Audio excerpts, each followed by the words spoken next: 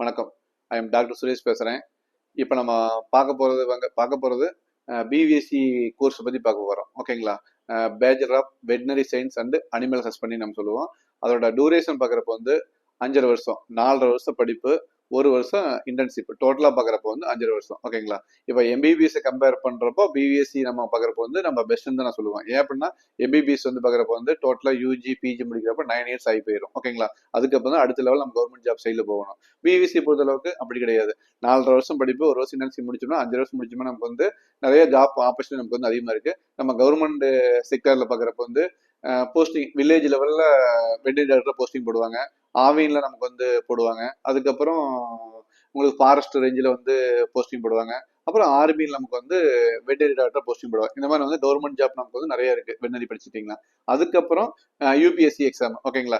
IAS, IPS, IFS இதெல்லாம் பார்த்து நம்ம இந்தியாவில் பார்த்தீங்கன்னா அதிகமாக ஐஏஎஸ், ஐபிஎஸ் யார் இருப்பாங்க அப்படின்னா பிவிஎஸ்சி முடிச்சவங்க தான் அதிகமாக இருப்பாங்க. நீங்க செக் பண்ணி கூட பார்த்துக்கங்க. ஓகேங்களா? அதனால நிறைய நமக்கு வந்து யூபிஎஸ்சி எக்ஸாம் எழுதி போறப்போ நமக்கு வந்து நிறைய வாய்ப்புகள் நமக்கு வந்து இருக்கு வெட்டரி டாக்டர் படிச்சீங்கன்னா.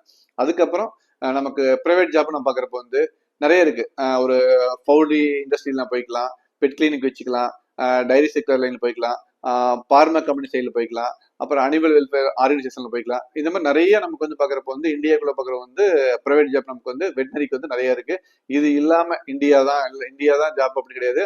அப்ராட்ல இந்தியாவோடவே அதிகமான வந்து அன்லிமிட்டெட் வேகன்சி இருக்கு. ஃபார் எக்ஸாம்பிள் வந்து America, Canada, Japan, New Zealand, Netherlands, அதுக்கப்புறம் இந்த மாதிரி நிறைய கண்ட்ரி இருக்குது. இங்க இந்தியாவோடவே 10 மடங்கு நமக்கு அங்க வந்து சேலரி பேக்கேஜ் நம்ம அதிகமாக கிடைக்கும். ஒரு 5 வருஷம் நம்ம வந்து பாக்குறப்ப வந்து ஒரு அப்ராட்ல போய் நீங்க வந்து வெட்டனரி ஒர்க் பண்ணிட்டு அதுக்கப்புறம் வந்து இந்தியா வந்துட்டீங்கன்னாவே உங்க லைஃப் வந்து செட்டில்டு. அடுத்து 50 வருஷம் நம்ம வந்து பிரச்சனையே இல்லாம வந்து காலத்தை ஓட்டிக்கலாம். ஓகேங்களா? அதனால வந்து வெட்டனரி டாக்டர் வந்து சூஸ் பண்ணுங்க.